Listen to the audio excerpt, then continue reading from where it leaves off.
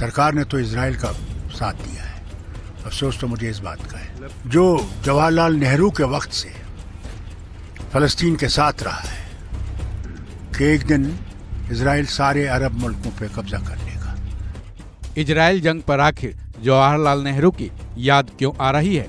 Israel जंग पर India के विचार बटे हुए क्यों दिख रहे हैं? कई लोग और नेता ऐसे हैं जो फिलिस्तीन के पक्ष में उतरे दिख रहे हैं। वहीं सरकार ने तो इजराइल को समर्थन देने की बात की है।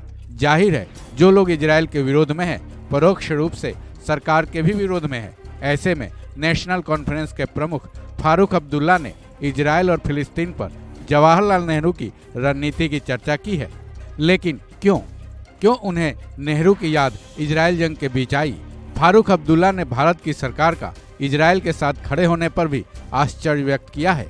अब्दुल्ला ने तो यहाँ तक कहा है कि अगर ऐसा ही चलता रहा तो एक दिन ऐसा आएगा कि इजराइल पूरे अरब देशों पर कब्जा कर लेगा।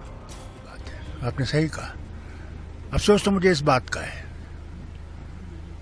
कि अरब मुल्कों में मैंने कोई ऐसी आवाज़ नहीं सुनी कि वहाँ के लोगों के बारे में वो एहतजाज करें, वो यूनाइटेड नेशन को जगाएं, दुनिया को जगाएं।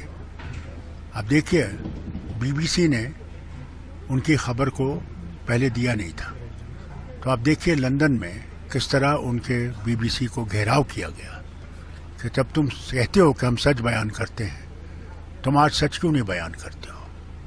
अफसोस तो इस बात का है कि हिंदुस्तान जो जवाहरलाल नेहरू के वक्त से फलस्तीन के साथ रहा है और फलस्तीन के लिए हर वक्त कहा है कि जो उन पर जुल्म हो रहा है उसको ख़त्म करो।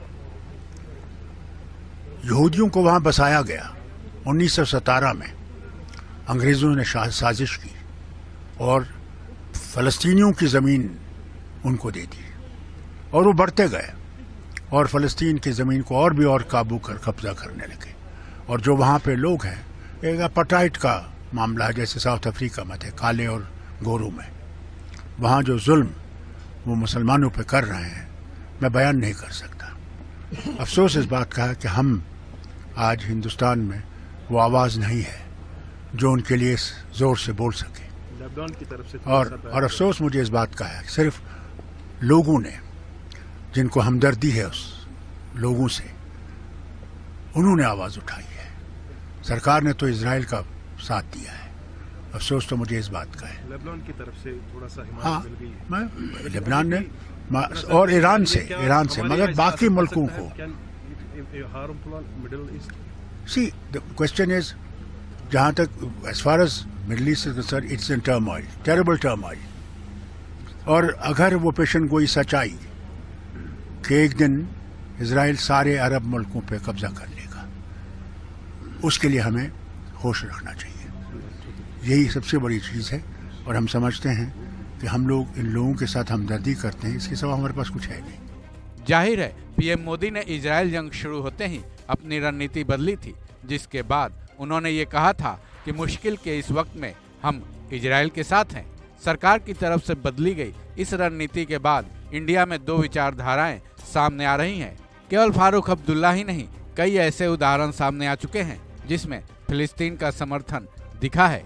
ऐसे में फारूक अब्दुल्ला का ये बयान देश की राजनीति पर क्या असर डालेगा, ये देखना बेहद दिलचस्प होगा। इस खबर में बस इतना ही।